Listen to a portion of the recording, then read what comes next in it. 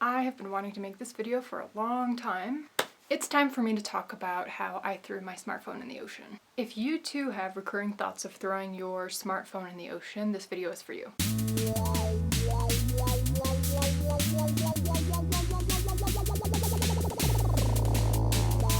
So I first got my iPhone when I was a senior in high school, and I fought tooth and nail for that thing. So it's a little strange that a decade later I want absolutely nothing to do with that thing. I gotta say, the first few years of me having an iPhone, I'm pretty proud of myself. I had pretty decent habits. I believed then, as I believe now, in being in the world, independent from technology, touching grass. So I wouldn't say I had a problem until that fateful year. There was a lot going on, right, for all of us. The pandemic and the surge of TikTok. I'd say that the short form content boom really broke my brain, along with a lot of personal life changes I was going through on top of everything the world was experiencing. It was a tough time. I finally sunk into the social media hole, and for 4 years did not know how to climb back out of it. I tried everything. I tried the apps that limit your time on certain social media sites. I tried getting a box that you lock your phone in. I tried leaving it outside of my room, making my room a no tech zone. I read book after book after book about how to improve your relationship with your smartphone. I'd always go through periods of being a little healthier with my smartphone habits, with my internet habits, only to relapse, a couple weeks to a month later. I just really started losing faith in my ability to have a healthy relationship with my phone. I know it can be done. I knew it could be done. The first 5 years of having a smartphone, I could handle it. I could set limits. For some reason, I was just finding it impossible to get back to that place. I started realizing slowly and with horror that maybe for me the only solution was to get rid of the smartphone completely. I want to know what life is like as an adult without a smartphone. I haven't known what that is like. I felt like I wasn't living a real life. And when you get to that point, you realize that drastic change has to happen. You have to take big action. However, around the time that I started really deciding that I might be going back to a flip phone or a brick phone, I was also making the move to New York City, and I was afraid of going to a big city sans smartphone. A lot of other people in my life were concerned about me getting lost in the big city, and so I held off until last year. I think what changed was that first of all, I'd had a year under my belt living in the city. I kind of knew my way around a little better. I was a little less disoriented. But really what happened was last Christmas of 2024, I heard about someone kind of in my social circle who had gotten rid of their smartphone and had bought a flip phone. And that was it. I've watched a lot of content like this of strangers on the internet saying that they had gotten rid of their smartphones, telling you what it's like to live with a dumb phone, providing tips about how to navigate the world without a smartphone. Nothing really did it for me until there was someone in my real life who had done it. Something clicked. I immediately went online and ordered a dumb phone. It was New Year's Eve 2024 that I opened my brand new Nokia 2780 flip phone, and I have not looked back since. Flash forward a year from then, and I just want to talk about what my experience has been like, maybe some of the advice I would give someone thinking about making this kind of change in their life, some of the surprises I encountered, and I might be trying to convince you a little bit that you should really consider making the leap. So first of all, I want to talk about what scared me. First of all, I was still terrified of living in New York City without my Google Maps. I'd say the first year that I was living in New York City, I had a bad relationship with my environment, with the space that I was in with the transportation services. I took the wrong train so many times. So the thought of getting rid of my Maps app, which I felt at that point was the only thing keeping me from walking off into the Hudson, I was a little daunted. The other thing was just I worried about being out of the loop. But at the time I was in grad school and I mainly communicated with the other people in my cohort through WeChat. I guess it was a bit of a FOMO issue there. And then there's the fact that I would no longer have access to really useful apps. Like, for example, I fly a lot. I was flying back and forth from school a lot, and I use the airline apps to check into my flights and check flight status, things like that. Two-factor authentication. The laundry unit in my apartment solely used an app to use the washer and dryer. And you know, everywhere you go, there's QR codes now. Some restaurants don't even have printout menus. It's a QR code. So little things like that. I wondered if I would just be left stranded in certain situations without access to important utilities or resources. So those were some of my fears, very valid. If you're considering this, probably fears that you have as well. But here is what actually happened. The biggest surprise, the most pleasant surprise that I experienced no longer having a smartphone was actually not having maps. I cannot emphasize this enough. It radically altered my worldview, and I mean that literally. It altered my sense of my body moving through the world, my awareness of the environment. When I stopped using the Maps app, I started looking up maps or directions on my computer before I headed out.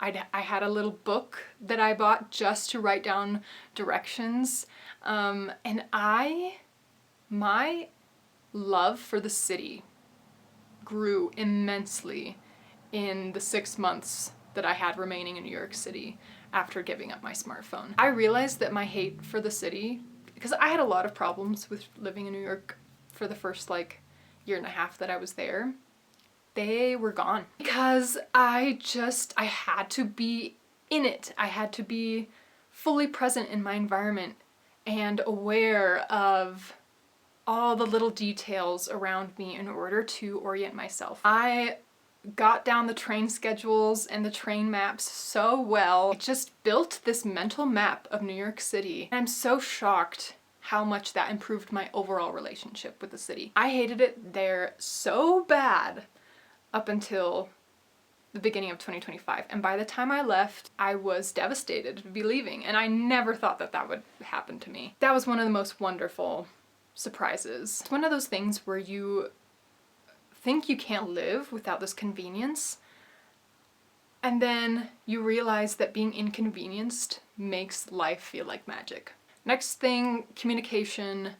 I do still have my MacBook, so I have access to my iCloud and my iMessage. Most people in my life have smartphones, so I can actually message them on my computer. I prefer it that way, because then I don't have to type out a really long text on my T9 keyboard, which is a bit frustrating. There are a few people who have Androids and I text them on there, or we have phone calls. Go figure. I did lose access to the group chats I was in via WeChat. There's no way for me to use WeChat on my computer. They don't have a desktop version. Well, they do, except that you have to re-authenticate your account on your smartphone every 14 days, and I did not want to have that dependency on my smartphone for any reason. It narrowed my social circle, but it narrowed it down to the people I really care about. That might be difficult for some people. Depending on your job, you might not be able to do that, but for me, I appreciate that I was able to make that choice and cut off some of my access to communication. It was worth it for me. And that's the other thing I learned. I can live with the inconveniences. I discovered how resourceful I can actually be when I don't have easy access to all of these apps that we feel like we need now in order to navigate through this world. You don't, actually. You will figure out most of it, it won't be a big deal. And actually, like the maps thing, it might make your life richer. Obviously, the big thing was that my relationship with social media improved drastically. A lot less scrolling, a lot less bed rotting. When I'm out in the world, I'm in the world. If that meant staring into space or people watching on the subway, that was awesome.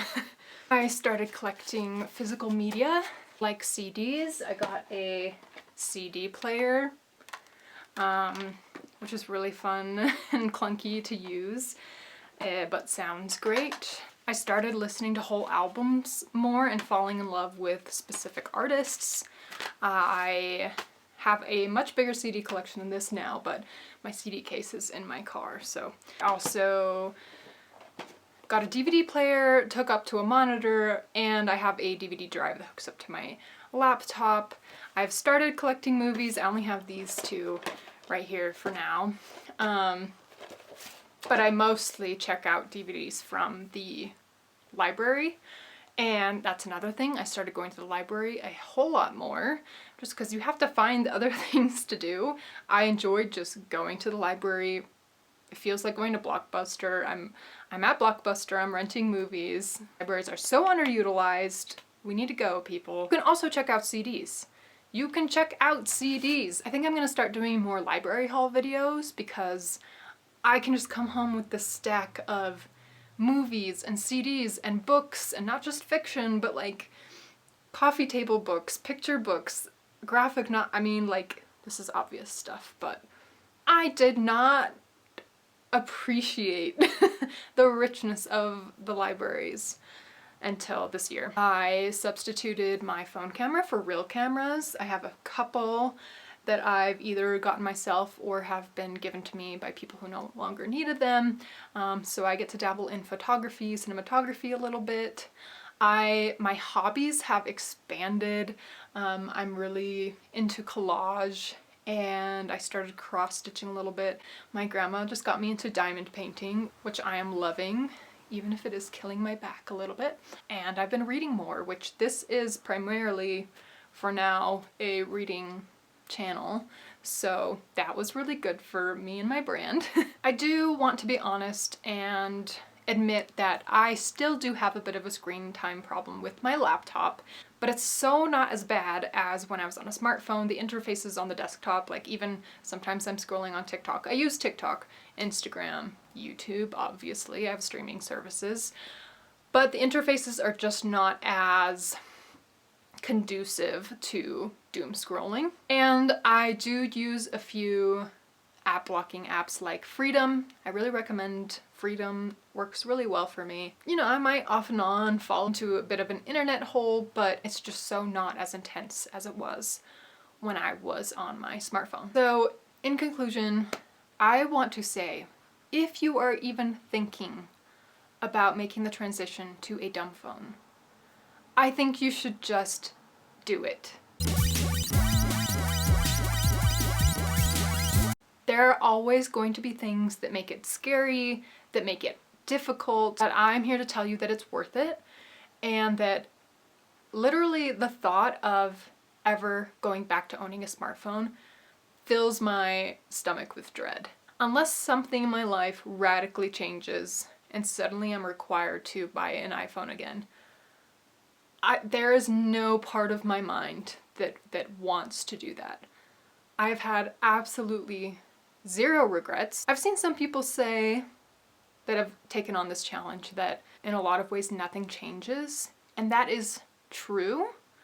But I also want to promise you that all of the things that all of the reasons why you are wanting to get rid of your smartphone, all of the hopes that you have that it will improve your life in certain ways, for me, that was absolutely true, and then some. It doesn't fix your life. I think some people think that people like me think getting rid of my smartphone is gonna make all my problems go away, and that it is the cure-all to our internet problem as a society, to our social media issues as a society. I don't think that. I don't know anyone who thinks that when they get rid of their smartphone. It does, though, improve your life. If you want a little more magic injected back into your life. This is a way to do that. And ultimately, it's your choice. And if you just have this gut feeling like it's something you want to try, if you want to know if you are able to do it, test yourself. I think one of the most damaging things of owning a smartphone from the age that I did until my late 20s was that I really started to believe that I couldn't live without it. And if the only reason why you get rid of it is to prove to yourself that you can live without it, that is reason enough. I have so much more confidence in myself as a human being to live in this world, to navigate this world, to overcome the day-to-day challenges that might arise, to entertain myself when I'm bored. I'm using my hands a lot more, and I'm realizing how much tactility is so essential in feeling human. I avoid being an evangelist about things. Been there, done that. But in this case, I'm speaking to the people who already are having the urge to chuck their smartphone out the window. Do it. Do it. And give it a trial run. Try it for 3 months, keep your smartphone, put it in a drawer, but it's there if you really need it. Some of this comes from a selfish place. One of the harder things about being someone who does not have a smartphone is being around people who do. It can feel isolating when you're in a room where everyone is on their smartphone except for you. And so maybe this is just a way for me to feel less alone. Hop on board with me, with all of the people who did this before me. The reason I'm making this video is because it was really key, it was really essential in seeing other people who had already done this before me and kind of gaining the courage to do it myself.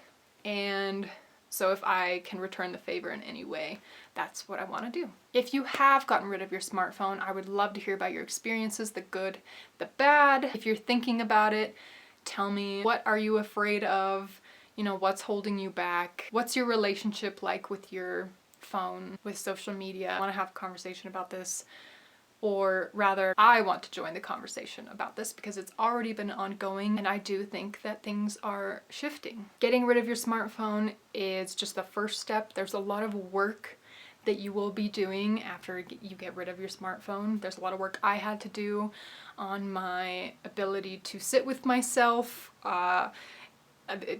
Very painful at times. It's definitely not the cure, but it can be an essential step for some people in healing your relationship with technology. I'm sure I'll be talking about this more in the future.